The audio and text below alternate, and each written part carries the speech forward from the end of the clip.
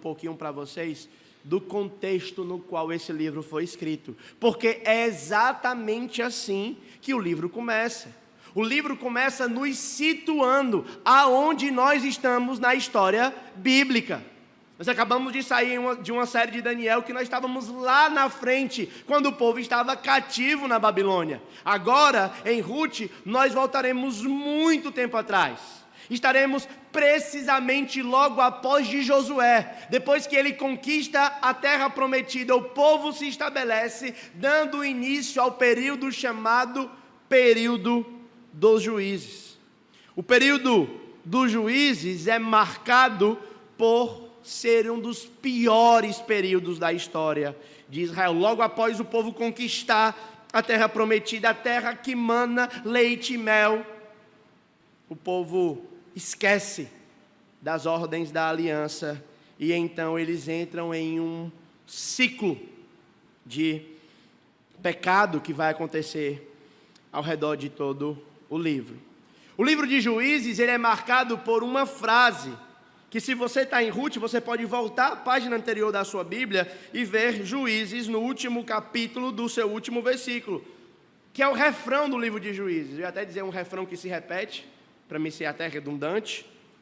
Se é refrão é porque já se repete, mas é para enfatizar que ao longo do livro todo o autor faz questão de marcar: naqueles dias, nos dias de Juízes, não havia rei em Israel, e cada um fazia o que se achava mais reto, ou algumas versões vai dizer, cada um fazia aquilo que estava no seu coração. Então, o livro de Juízes apresenta essa descrição cíclica do fracasso de Israel, antes do estabelecimento da monarquia. O fracasso de Israel começa com o pecado. O povo da aliança, ao entrar na terra prometida, a primeira coisa que faz é se esquecer do Senhor. Deus então responde esse esquecimento trazendo disciplina. E essa disciplina leva o povo à ameaça de extinção. É isso que nós vemos, vez após vez, o povo sofrendo. E quando eles estão prestes a ser extintos, seus filhos mortos, perderam muitas batalhas, então alguém se levanta, clama a Deus, se arrepende, e então Deus decide salvar a nação. Deus decide intervir na nação. E essa intervenção no livro de Juízes acontece por meio de um libertador, o que nós chamamos de um juiz. Ele proporciona então um período de bênção e de paz. E aí o que é que o povo faz no período de bênção e paz? Volta a pecar. Deus volta a disciplinar. O povo sofre, então se arrepende. Deus então envia um juiz e assim o livro segue. Mas parece que a cada ciclo desse, os pecados vão se tornando piores. Quando nós chegamos no finalzinho do livro de Juízes, nós vemos que uma das concubinas do sacerdote é abusada, e ele não faz nada. Ele simplesmente pega o corpo morto da sua concubina, esquarteja e manda para cada uma das 12 tribos. Coisa que nem entre os povos ao redor que não temiam a Deus se encontrava. A nação de Israel estava perdida.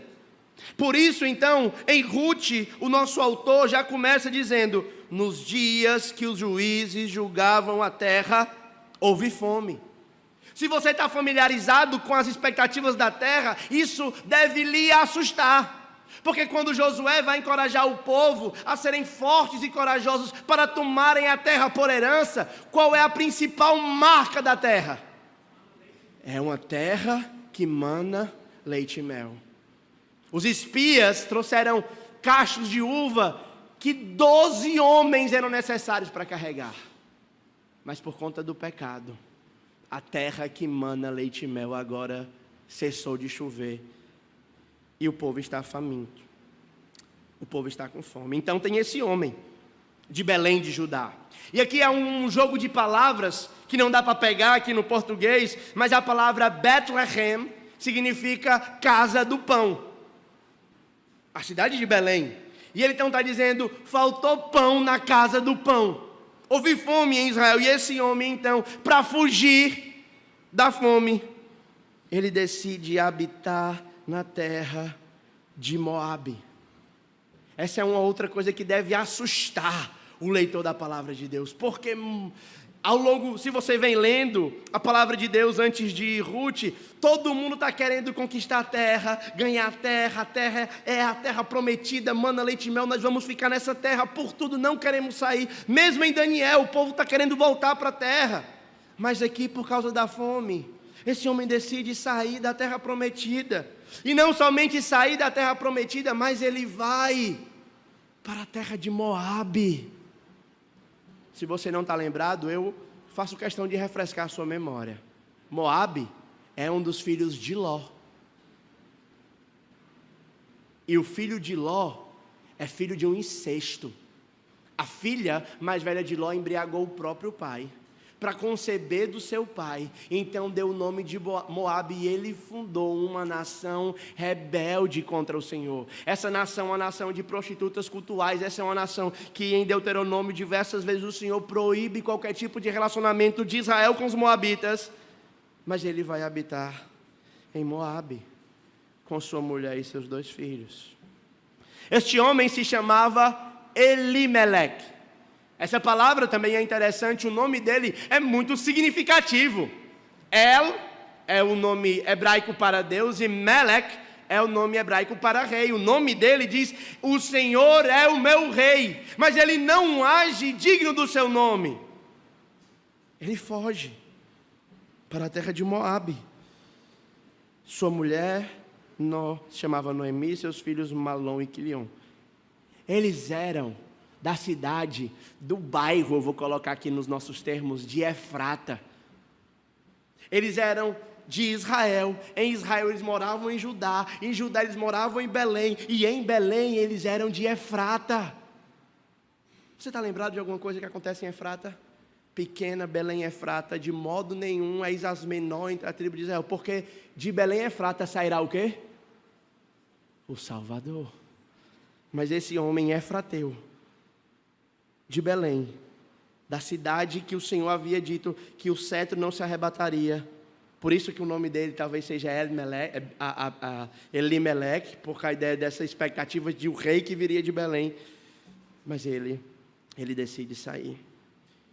E a primeira tragédia já acontece no versículo 1, a fome, acontece no versículo 2, eles indo para Moabe. Mas talvez a primeira tragédia que afete aqui diretamente a vida de Noemi seja a morte do seu marido. Ele morreu. O livro não dá explicações, o livro simplesmente afirma, o autor simplesmente joga essa informação para nós: morreu Elimeleque. Mas ainda há um tom de esperança. Você sabe que naquela ocasião, naquele contexto de sociedade, uma mulher, ela precisaria ou estar debaixo da casa do seu pai, ou do seu marido, ou dos seus filhos. O marido dela morreu, mas ela não está totalmente sem esperança. Ainda restou a ela 2 filhos, Malom e Quilion. E esses 2 filhos casaram-se com mulheres moabitas. E ficaram ali por 10 anos. O nome dessas mulheres era Orfa e a outra era Ruth. E eles se estabeleceram. A ideia que dá, quando a gente começa a ler aqui os primeiros versículos de Ruth, é que Elimeleque pega a sua família simplesmente para sair, buscar alimento, mas parece que ele tem a intenção de voltar. Mas com a sua morte, o casamento dos filhos, parece de fato que eles decidiram ficar em Moabe e longe da presença do Senhor. Longe da presença do Senhor. Essa marcação de 10 anos, ela é um indicativo que Ruth e os seus filhos não se lembram e talvez não sintam falta do Deus da aliança. Lembre-se que nesse contexto não se podia orar a Deus em qualquer lugar. Havia um lugar específico para se cultuar a Deus, que era em Israel. E Noemi está vivendo a vida dela. Só que o capítulo 5, o versículo 5, ele anuncia uma outra tragédia que acontece na vida dessa mulher.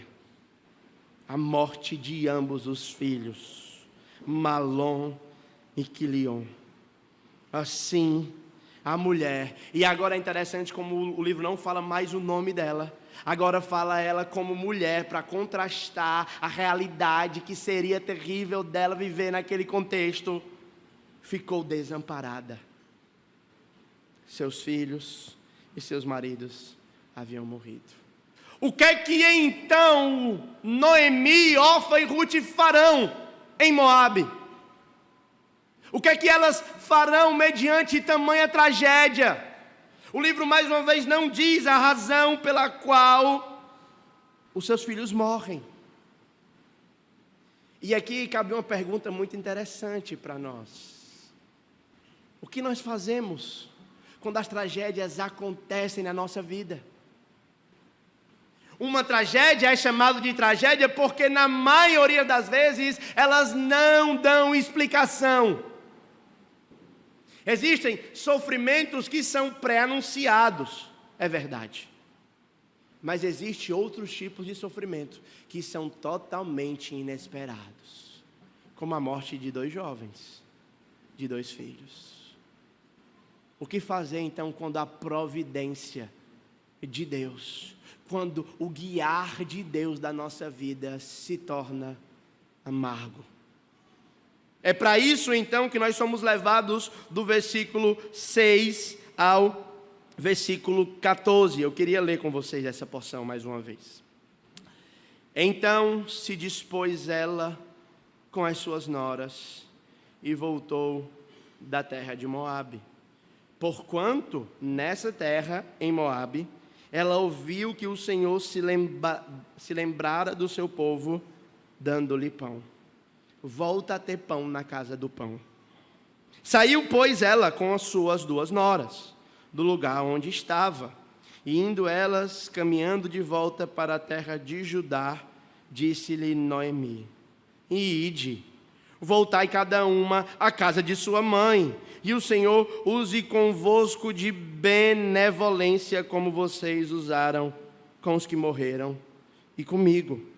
O Senhor vos dê que sejais felizes, cada uma em casa de seu marido. E beijou-as. Elas, porém, choraram em alta voz e disseram: não, iremos contigo ao teu povo.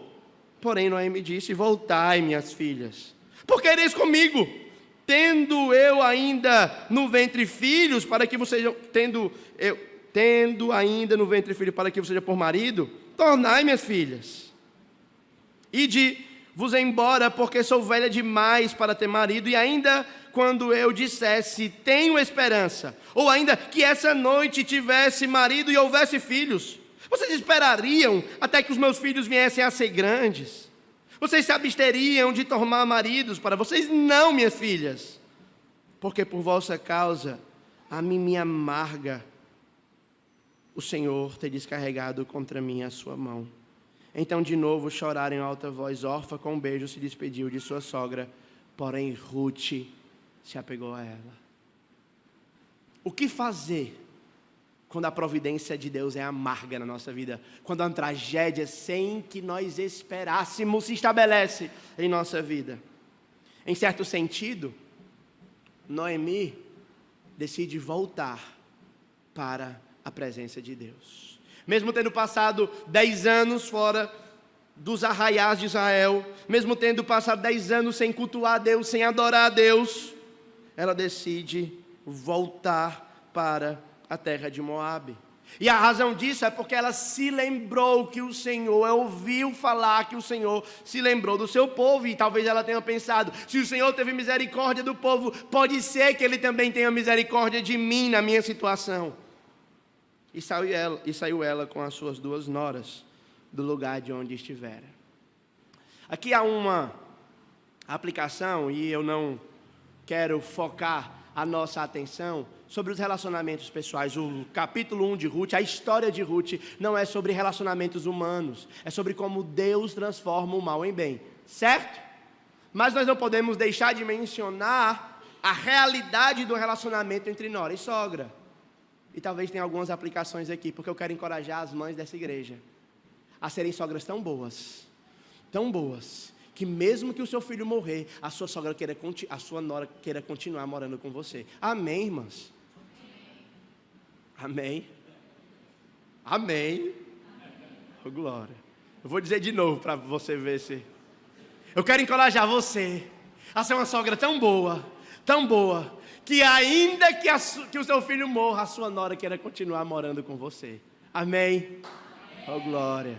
E eu quero encorajar você, nora, a ser uma nora tão boa, que mesmo se seu marido morra, você não queira sair debaixo da asa da sua sogra. Amém. Esse é o contexto aqui do livro. Existe uma relação muito interessante. E elas então estão voltando para casa. Mas Noemi está muito preocupada com o futuro das suas noras. E ela então disse: volte para a casa de sua mãe. Observe que essa expressão, volte para a casa de sua mãe, no versículo 8, ela é uma expressão que quase nunca acontece no Antigo Testamento. Geralmente, haveria de se dizer: volte para a casa do seu pai. Mas a ideia aqui é que o problema que elas estão passando é um problema da falta de um descendente, da falta de um filho. E na casa da mãe haveria a possibilidade ainda de Orfa e Ruth encontrarem para si ainda um marido. É o que Noemi vai falar.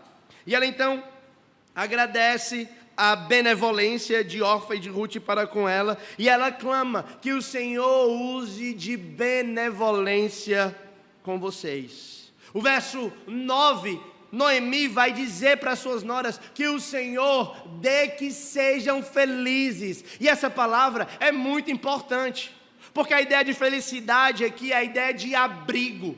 A palavra tem a ver com Deus convidando as pessoas aqui, Noemi convidando as moças a encontrarem refúgio nas mãos de Deus. O Senhor vos dê refúgio, o Senhor vos dê descanso, o Senhor vos dê paz, o Senhor vos dê tranquilidade. E a nossa tradução optou por felicidade, mas a ideia aqui é refúgio. Refúgio. Guarde bem essa palavrinha que ela vai aparecer outras vezes no livro de Ruth. Então elas instam: não, nós iremos contigo ao teu povo. E disse Noemi, argumentando com elas: voltem, eu não tenho mais como dar marido para vocês. Já estou velha para ter marido. Eu estou velha para ter filho. E ainda que eu tivesse, vocês não poderiam esperar tantos anos. Essas mulheres passaram 10 anos casadas, e nessa época, 10 anos casada era quase que impossível uma mulher não engravidar. Se elas não engravidaram, era porque havia a mão de Deus. A providência estava trabalhando para que assim o fosse. Então, nós temos duas decisões se contrastando aqui no livro, no verso 14. Orfa decide então voltar para aquela que era a decisão mais racional e lógica.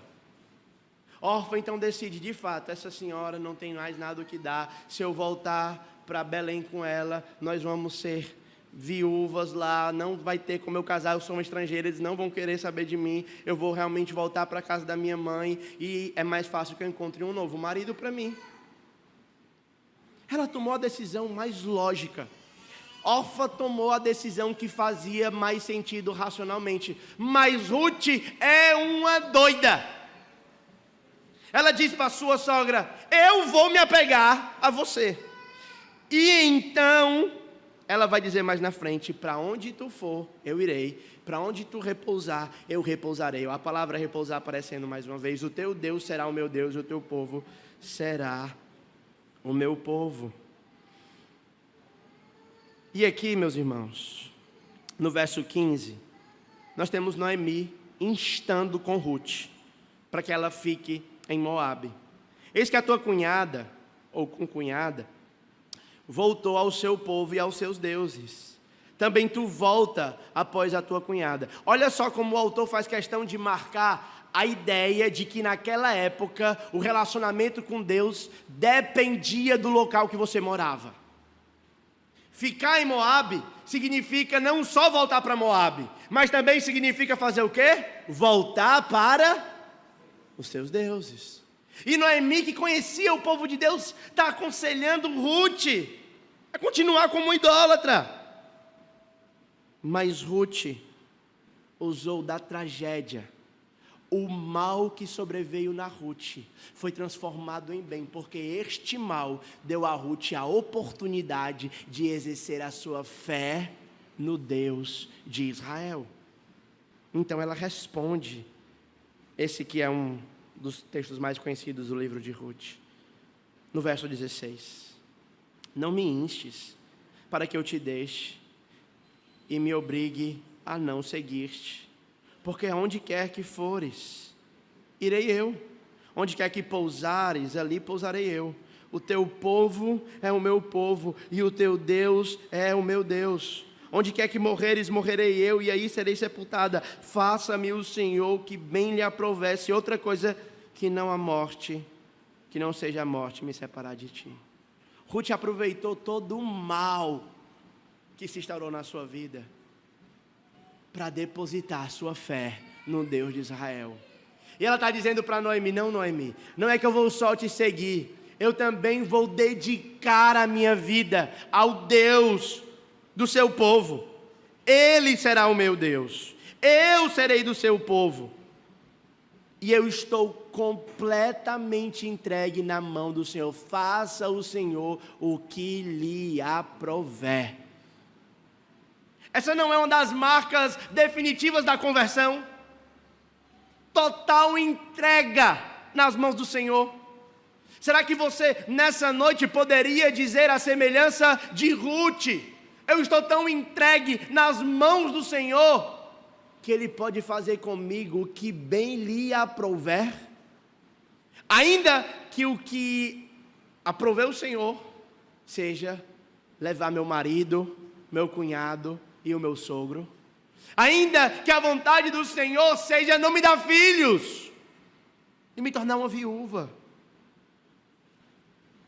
A declaração de Ruth não somente entrega, mostra a sua total entrega a Deus, mas também mostra o seu total compromisso com a sua sogra. E esse não é, meus irmãos, o resumo dos 2 grandes mandamentos. Qual é o primeiro grande mandamento? Amará, pois, o Senhor teu Deus de todo o teu coração, de toda a tua alma e de todo o teu entendimento, mas amará também o teu próximo como a ti mesmo. E eu quero que você seja muito consciente. Ruth está tomando uma decisão de ficar com uma viúva, de passar por uma vida de constante provação e dificuldade, para que essa senhora não fique desamparada.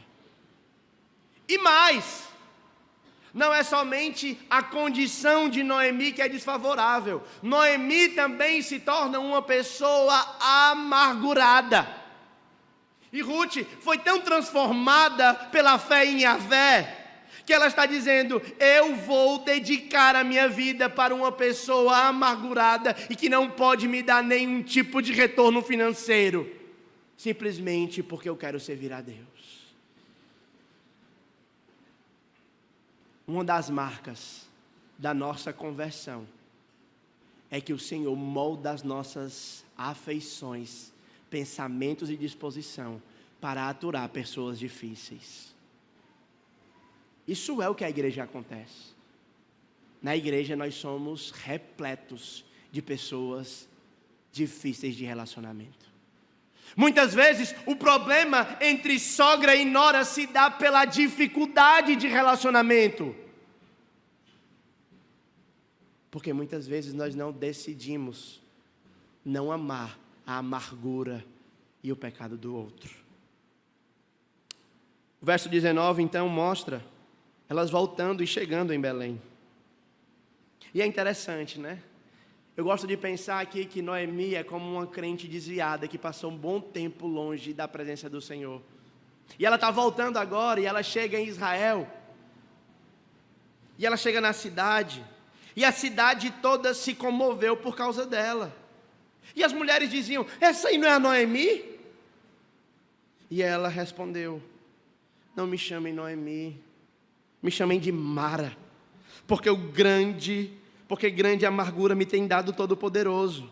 Ditosa eu parti, rica eu parti, com maridos e filhos eu parti, bonita eu parti, com tudo em cima eu parti. Mas agora, pobre, me fez voltar ao Senhor. Por que, pois, me chamaria Noemi? E o nome Noemi significa graciosa.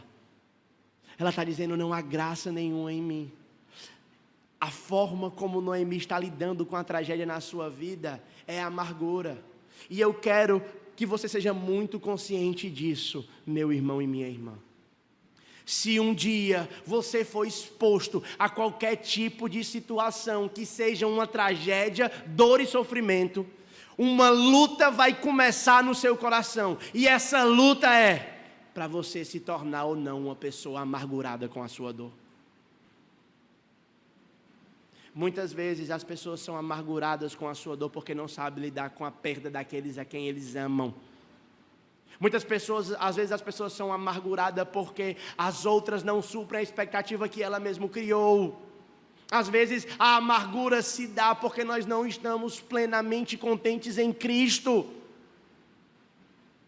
E a amargura no nosso coração, ela indica talvez uma seriedade ainda maior.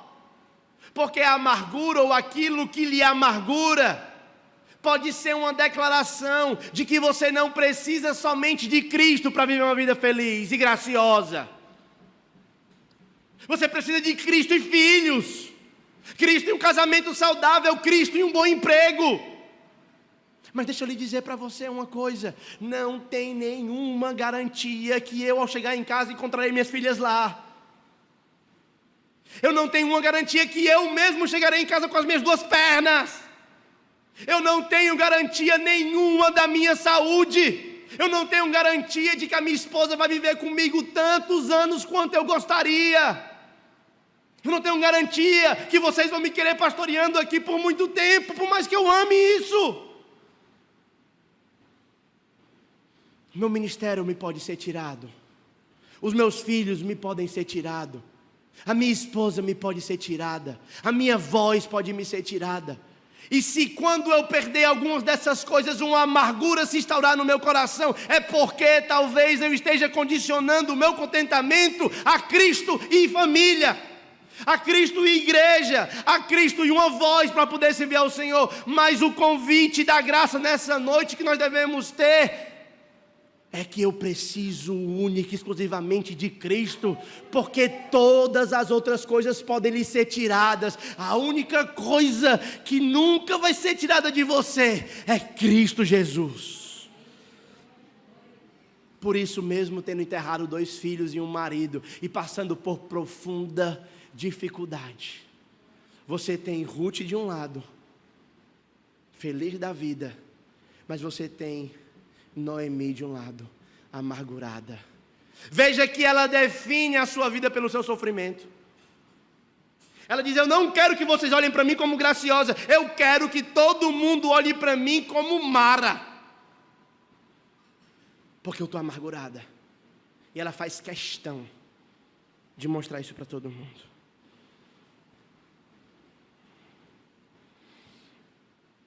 O verso 22 diz o seguinte: foi dessa maneira que voltou Noemi da terra de Moabe, com Ruth, sua nora, a moabita. E o capítulo termina com uma nota de esperança. Mesmo diante de tanta dor e sofrimento desse capítulo, elas chegaram em Belém exatamente no período da colheita. Elas chegaram em Belém exatamente no período em que o Senhor decidiu ter misericórdia do seu povo. Há algumas lições que nós podemos aprender aqui nesse capítulo. E essas lições estão relacionadas a essas 3 personagens. A primeira é Orfa. Com Orfa, nós aprendemos que às vezes a vida não precisa ser tão racional quanto parece. Era óbvio que ficar em Moabe daria a ela uma vida mais fácil.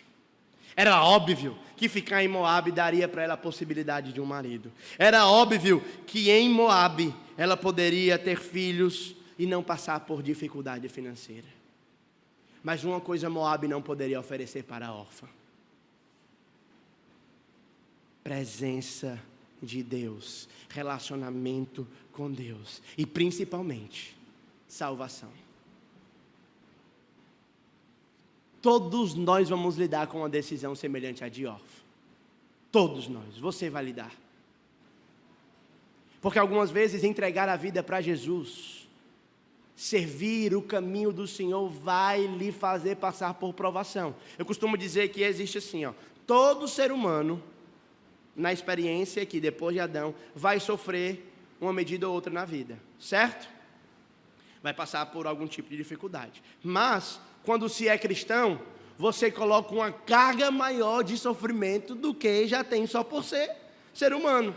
Você vai ter que lutar contra a sua carne, você vai ter que fazer as coisas de modo que agrade o Senhor, você vai ter que viver com um só homem, com uma só mulher, vai ter que amar os filhos, vai ter que se organizar, as suas finanças não vão ser usadas do jeito que você quer, então tem um tipo de privação. E quanto mais fundo você vai vivendo, mais a sério você vai levando, mais difícil vai ficando o caminho. Órfã nos ensina que o desejo por vida fácil pode nos levar para longe da presença do Senhor. Com Noemi nós aprendemos duas coisas. A primeira é que sempre há a possibilidade de voltarmos para a presença de Deus. Sempre. Passaram-se 10 anos, sofreu muito, mas o Senhor ainda continua de portas abertas. Belém ainda está de portas abertas para receber essa sua moradora. E com isso nós precisamos ser claros que existem algumas dificuldades ao voltar. Ela vai ter que lidar com os olhares. Lembra quando ela entra na cidade? O pessoal, não é essa Noemi? E é natural esses olhares. Nós não sabemos se essa declaração de que ela é Noemi é simplesmente uma constatação ou é uma espécie de julgamento. Alguns tendem a entender que é uma espécie de julgamento. E na minha experiência, acompanhando pessoas que caíram da fé e tentam voltar para o caminho, elas entram na igreja e conseguem perceber, as pessoas estão me julgando. E às vezes nem estão, mas pode ser que estejam. E você, nesse processo de voltar, vai ter que lidar com as pessoas olhando para você e dizer, não é esse o fulano? Você vai ter que lidar, por exemplo, com o tempo perdido. Perdi tanto tempo. Vai ter que lidar com muitas coisas. Mas faz parte do processo. E mesmo entre erros e acertos, Noemi volta para Belém. Uma segunda tentação, um ensino que nós podemos aprender aqui da vida de Noemi, é que a providência amarga vai nos levar para a amargura. E se você talvez tenha andado amargurado, insatisfeito, descontente, murmurando, você precisa perguntar para si mesmo, o que é que você realmente quer? O que é que você deseja tanto, e portanto desejar está disposto a pecar? Ou o que é que você deseja tanto, que pela falta, você está disposto a nutrir um coração insatisfeito com Deus? Pergunte para si mesmo, essa é uma questão muito pessoal, mas vai lhe ajudar. Se talvez você tenha estado... E a amargura, ela nos cega muitas vezes.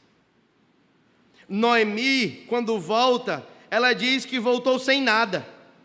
Mas ela poderia simplesmente reconhecer que a nora dela estava com ela e estava disposta a cuidar dela. Né? Eu imagino Ruth ouvindo isso. O pessoal chega, né? Oh, menina, vem aqui, tu não sabe quem foi que chegou em Belém de novo. A outra, quem foi, mulher? Rapaz, não foi Noemi, voltou. Aí Noemi escuta, não me chame de Noemi, me chame de Mara, porque eu vim sem nada. Aí Ruth, e eu, Topode?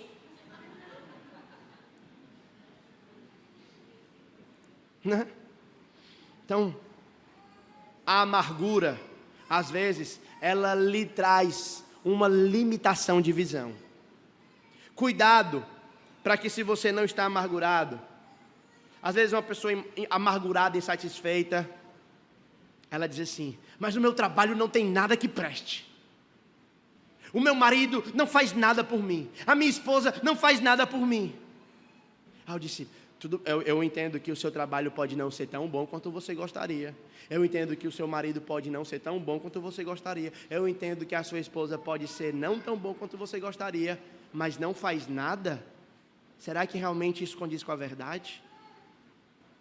Essa igreja não vale nada. Posso ouvir um amém? Não, irmão, quero misericórdia. Pera.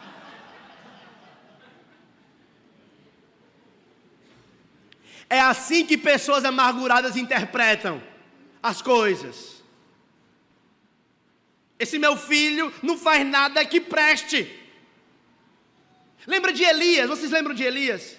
Elias está no monte chorando. Ele diz, Senhor, morreu todo mundo, só estou eu aqui. Você diz, Elias, espera aí, eu entendo sua dor. Mas ainda tem 7.000 que não dobraram o joelho a Baal. A amargura, às vezes, ela potencializa a nossa forma de enxergar o problema. Cuidado com isso. Talvez seu casamento não esteja tão bom quanto você gostaria, mas ainda assim lá existem lampejos de bondade. Talvez o seu chefe no seu emprego não seja tão misericordioso e compreensivo como você gostaria, mas ainda assim lá existem lampejos de bondade. Procure se livrar da amargura e enxergar os aspectos da realidade.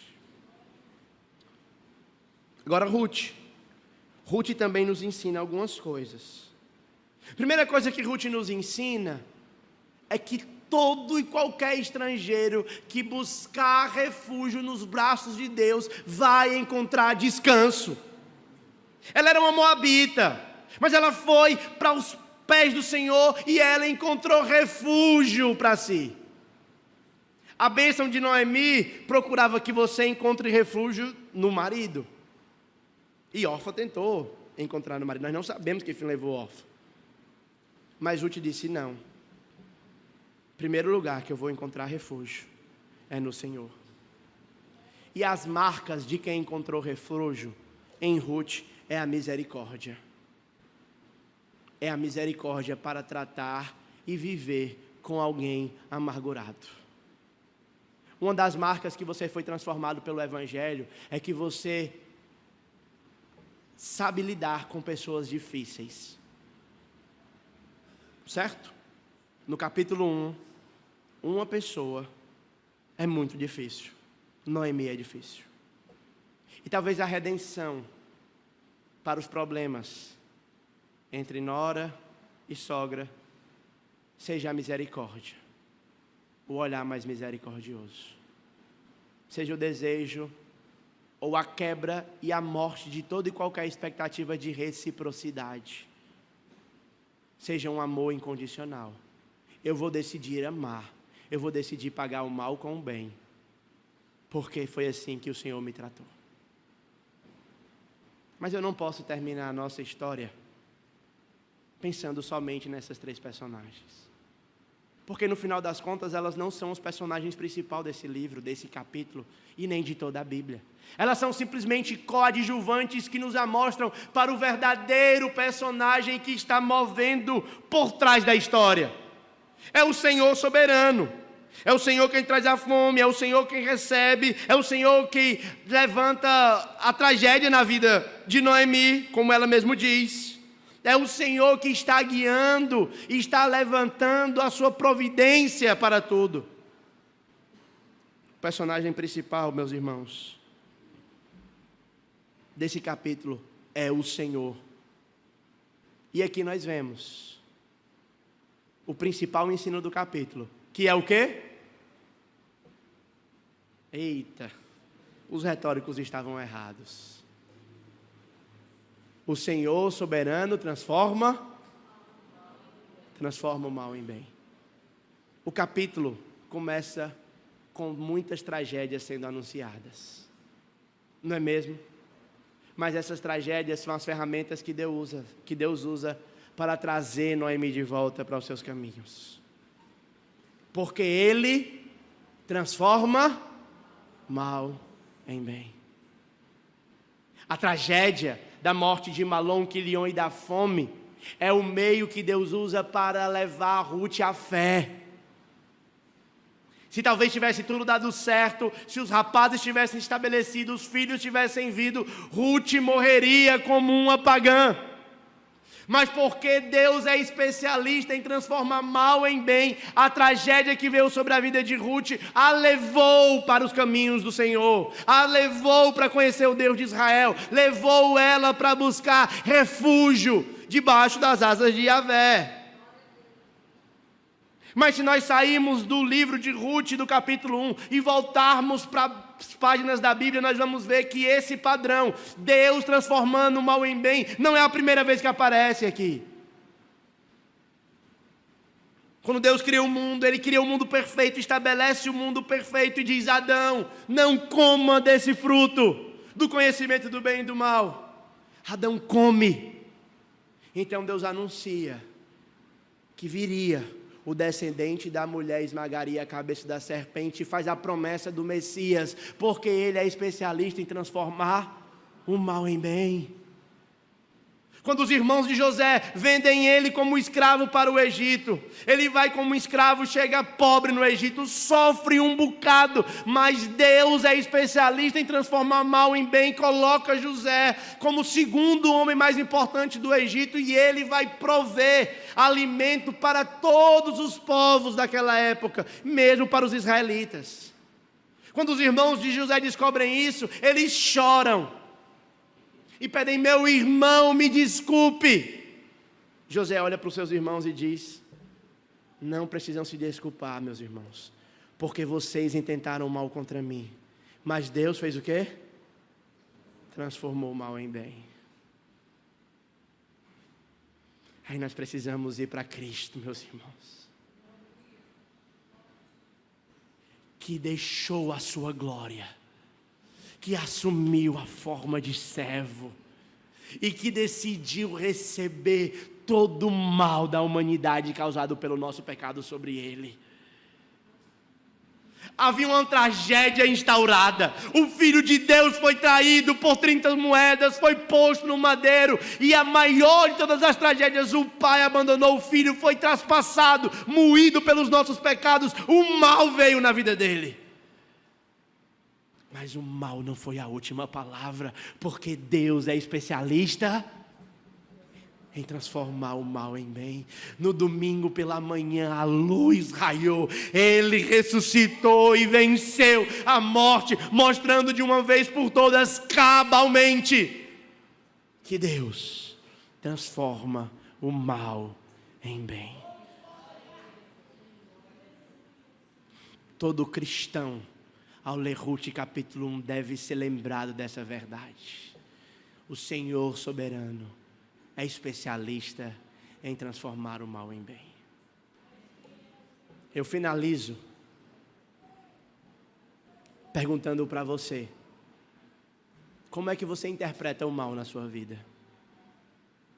Eu olho para vocês daqui e eu consigo enxergar na vida de alguns motivos pelos quais vocês choram. Na posição que eu estou é um pouco privilegiada, porque eu ouvi muitas de suas queixas. Eu sei das dores que vocês passam, eu sei os choros que vocês choram, alguns de vocês. Mas existem outros que eu não sei. Mas o convite do Senhor nessa noite é para que você busque refúgio nele, descanse o seu coração e se acalme. Eu não sei se agora, eu não sei o tempo, mas eu sei que o Senhor, por tudo que Ele já fez, vai transformar o mal que você passou, o ente querido que você enterrou, a doença que chegou, a provisão que faltou, o não que você recebeu, a pressão que você sofreu. Ele é especialista em transformar o mal em bem. E eu queria que você saísse daqui com essa esperança, meus irmãos, para anunciar para as pessoas que ainda não conhecem a Ele e que fazem como órfã, mesmo diante da oportunidade da fé, viraram as costas e foram para Moabe. Venha para Belém. Venha para Belém. É dessa pequena Belém Efrata que nascerá o Salvador do mundo, para de uma vez por todas transformar tragédia em bênção. Amém? Há muito mais no livro de Ruth para aprendermos. É só o primeiro capítulo. Convido os irmãos então a fechar os seus olhos, curvar a sua cabeça, que eu quero orar pela sua vida.